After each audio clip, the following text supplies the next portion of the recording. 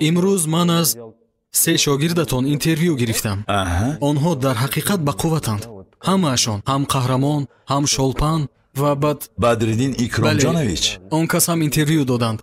آنها محض نقشی سما و شما را همچون استاد در حیاتشان خیلی بلند بها доданд و من باوری دارم که در این مدت شما صاحب تکنولوژی‌های مخفی شده اید که انیق نتیجه‌های عالی می‌دهند، نتیجه‌های بی‌نهایت هم خوب. بله، به نتیجه خوب کفالت هست.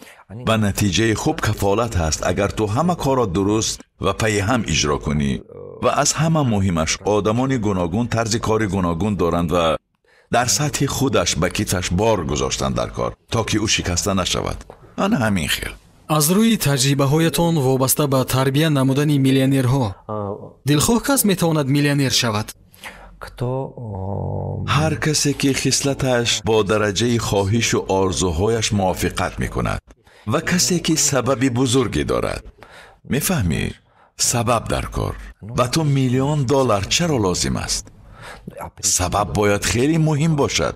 کس باید به گذشتن روزهای سیاه آماده باشد. باید به پشت سر کردن لحظه های وزنین تیار باشد. حتی وقتی که نه همه کار خوب است، حتی وقتی که کس را در حال بد میمانند، حتی وقتی که کس ندانسته خطا میکند. برای آنکه از نو نیروی یافته خیزد، کس باید اراده متین داشته باشد. خصلت را تربیت کردن کار آسان نیست. ما می توانیم دانش دهیم. مثال به کسی متماتیک را آموزاندن آسان تر است. خودت فکر کن چرا بعضی آدمانی که دانش خیلی عالی دارند موفق نیستند؟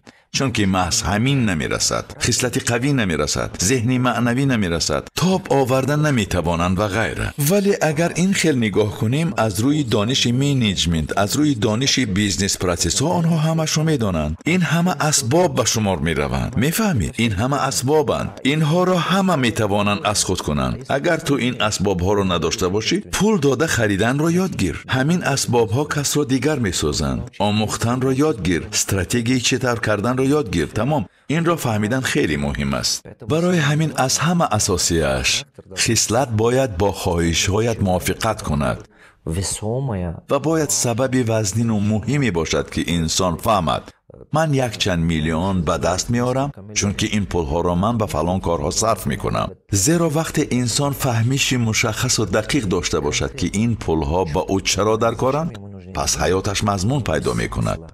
میداند که چرا مبارزه میبرد. آن همین فایده میرساند، خوب کار میدهد. وقتی آدمان میآیند من میبینم اگر این خصوصیت ها را ندارند، اگر گویند که من تنها پول کار کردن میخواهم و غیره، من میدانم که آنها بای میدهند. درست. چون که خود از خود به آدمان پول زیاد در کار نیست. چون که هم آدم ثروتمند و هم کم بغل 1 طبق خوراک میخورد و یا 1 کاستیوم میپوشد و یا 1 کرته. من یگان بار ندیدم که کسی 50 کرته را پی هم پوشد. وقتی چنین امکانیت دارد، به هر حال آدم در 1 کت میخوابد. نمیشود که سر در دیگر آشیانه باشد و پایها در دیگر آشیانه و بدن در دیگر آشیانه. برای همین از همه مهمش سبب است. باید سبب وزنینی باشد که تو رو تا به هدف رسیدنت آرام نگذارد و تو به دلخواه تنقید آماده ای، به دلخواه پس‌زنی، به دلخواه تحقیر، به دلخواه ناکامی، به دلخواه رد کنی.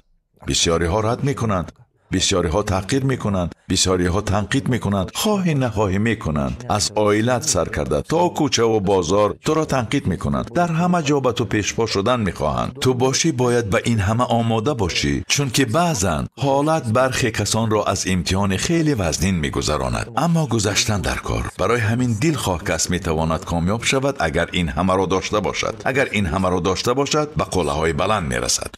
استاد، خصلت را چطور تربیت کردن ممکن و اگر سببی به قوت نباشد آن را چطور یافتن ممکن است؟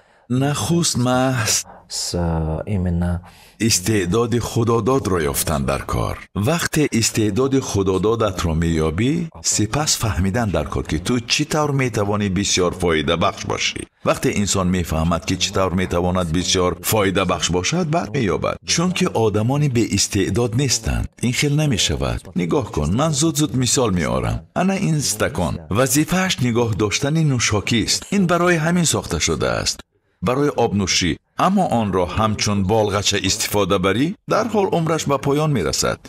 انسان هم همین خیل است. اگر انسان با رشد استعداد خدادادیش زندگی کند و به جمعیت منفعت رساند، کارهای لازمه را کرده حیاتش را پرمضمون می‌گرداند خود از خود.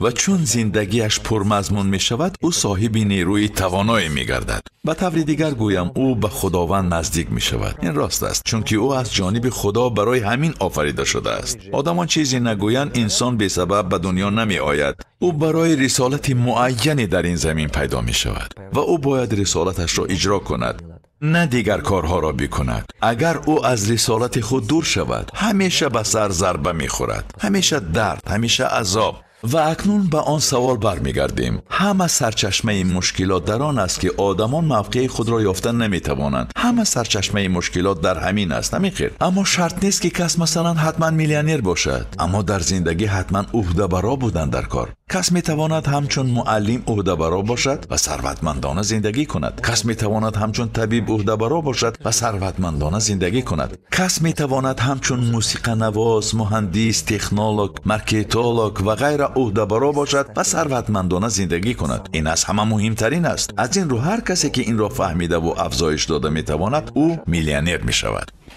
خیلی عالی. پسری من 2 کتابی شما را الکی خواند. همینطور؟ بله. چطور در کشورهای اسنگ میلیونر شدن ممکن؟ و چطور طرفی به قوت خود را یافتن ممکن؟ بله. شما باره گفته بودید که بعضا ما نمیتوانیم برای فرزندان خود استاد شویم. درست؟ بله عیناً همین. و خوش خوب است اگر ما طرفی به قوت خود را در جوانی یافته توانیم. درست؟ این خیلی مهم است. و هستند آدمانی که در 45 سالگی هم خودشان را یافته پورا فهمیده نتوانستند. بله. به هر حال انسان باید چطور راهی خودش را یابد؟ حالا میگویم، نگاه کن. اگر انسان الکی بالغ باشد، او الکی تجربه های معینی دارد. او خود را در آنجا سنجیده است، در اینجا سنجیده است. او در یکشان سمت ها الکی خودش را سنجیده است. در حقیقت چنین است و بعضا چنین می شود که او 50 ساله است و 10 سمت ها را سنجیده است و از همه عجیبش او در آن جایی قرار دارد که 20 سال پیش بود. تصور میکنی؟ او کار کرده رزقش را مییابد و در همان سطح میگردد. برای چی؟ برای آن که او واقعا خود را نیافته است.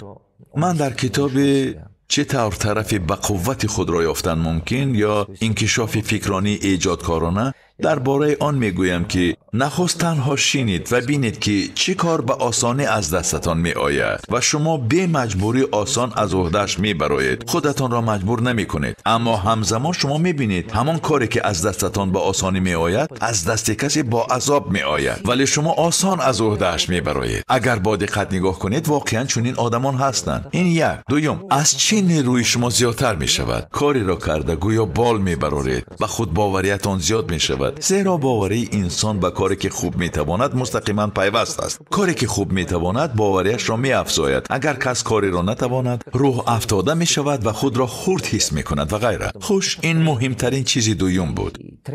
و سوم، بینید روی خط 10 سمتی را ترتیب دهید که فوراً کرده میتوانید. طبق همان خصوصیت ها تحلیل کنید و بعد با 3 چیزی مهم را بینید. کدام از آنها درآمد بیشتر دارد؟ چون که دنیای ما همین خیلی آفریده شده است. کاری را کن که درآمد می آرد. درآمد اثباتی واقعی کار درستی توست. میفهمی؟ این تصدیق است. بله. این تصدیق است. میفهمی؟ مثلا دلخواه سراینده را میگیریم، دلخواه مهندس را میگیریم، دلخواه رسام یا راننده را میگیریم. اگر او کاری درست کند فرمایش هایش زیادتر می شود. اگر او کاری نادرست کند فرمایش هایش کم می شود. درست؟ دلخواه کس را گیر، مثال طبیب و غیره را. پس درآمد اثبات آن است که تو پروفسیونال هستی و یا از رقیبان قفا میمانی. از این رو همین خیل کن، آنگاه بای میشوی. من به کلان سالان همین گونه مصلحت میدهم. به سوال پیشینت باز یک چیز را علاوه کردن میخواهم. وابسته به خصلت. خصلت از استعداد دیده مهمتر است. خصلت از استعداد دیده بارها مهمتر است. مثلا ببین، کودک در مکتب به نظر بچه خوب می نماید. اگر خواند او بچه خوب است اما تنبل است. میفهمی؟ او تنبل است. از سبب آن که تنبل است استعدادش را استفاده نمی برد. استعداد بلند دارد ولی می ترسد. ترسش بیشتر رشد یافته است. و یا او استعداد خیلی عالی دارد به درجه اعلا اما چنان نامتشکل است که در آخرین دقیقه کوشش میکند یگان کاری کند و همه کار را به فردا میگذارد. خصلت از استعداد دیده مهمتر است. تربیت خصلت باشد در عائله سر می شود.